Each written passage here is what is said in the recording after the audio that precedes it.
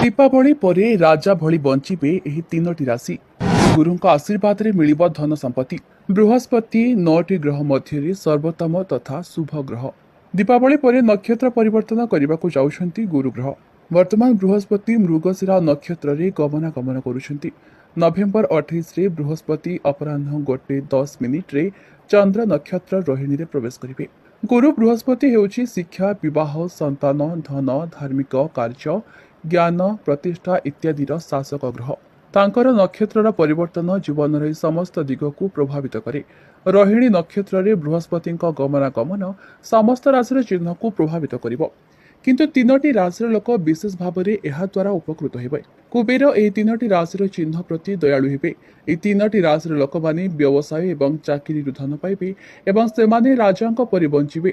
ଆସନ୍ତୁ ଜାଣିବା ଏହି ତିନୋଟି ରାଶିଙ୍କ ବିଷୟରେ। ରୋହିଣୀ ନକ୍ଷତ୍ରରେ ବୃହସ୍ପତି ଗମନାଗମନର ପ୍ରଭାବ। ସିଂହ ରାଶି। ସିଂହ ରାଶିର ଲୋକଙ୍କ ପାଇଁ ଆୟ ବୃଦ୍ଧି ହେବାର ସମ୍ଭାବନା ଅଛି। ଆୟର ନୂତନ ଉତ୍ସ ଖୋଲିପାରେ। ଆପଣ ଏକ ସରକାରୀ ଚାକିରିରେ ପଦୋନ୍ନତି ପାଇପାରନ୍ତି। ବେସରକାରୀ କ୍ଷେତ୍ରରେ ନିୟୋଜିତ ବ୍ୟକ୍ତିଙ୍କ ପାଇଁ ଦରମା ବୃଦ୍ଧି ହେବାର ସମ୍ଭାବନା ମଧ୍ୟ ଅଛି। ବ୍ୟବସାୟରେ ବିସ୍ତାର ହେବ, ନୂଆ ବ୍ୟବସାୟ କାରବାର ହେବ, ଲାଭ ବୃଦ୍ଧି ପାଇବ, ଧନ ବୃଦ୍ଧି ହେବ, ନୂଆ ଯାନ କିଣିବାର ସମ୍ଭାବନା ରହିଛି।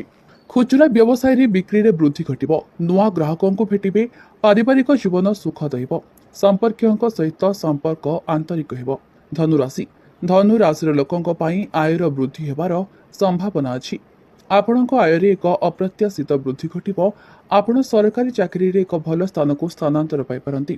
ଘରୋଇ ଚାକିରିରେ ଟଙ୍କା ପ୍ରବାହ ବୃଦ୍ଧି ପାଇବ, କର୍ମକ୍ଷେତ୍ରରେ ସମ୍ମାନ ବୃଦ୍ଧି ପାଇବ, ନୂଆ ବ୍ୟବସାୟ କାରବାର କରି ବ୍ୟବସାୟରେ ବିସ୍ତାର ହେବ, ଏକ ନୂଆ ଘର କିଣିବାର ସମ୍ଭାବନା ଅଛି। ଖୁଚୁରା ବ୍ୟବସାୟ ବିକ୍ରିରେ ଉଲ୍ଲେଖନୀୟ ଅଗ୍ରଗତି ହୋଇପାରେ। ଦାମ୍ପତ୍ୟ ଜୀବନରେ ମଧୁରତା ରହିବ, ଜୀବନ ସାଥୀଙ୍କ ଠାରୁ ସମର୍ଥନ ପାଇବେ।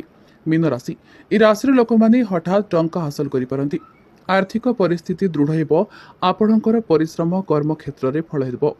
ଆପଣଙ୍କର ମାନ ସମ୍ମାନ ବୃଦ୍ଧି ପାଇବ, ନୂଆ ବ୍ୟବସାୟିକ ସମ୍ପର୍କ ଗଠନ ହେବ, ବ୍ୟବସାୟର ଲାଭ ମାର୍ଜିନରେ ବୃଦ୍ଧି ଘଟିବ, ଶିଳ୍ପ କ୍ଷେତ୍ରରେ ବିସ୍ତାର ପାଇଁ ଏହା ଏକ ଅନୁକୂଳ ସମୟ।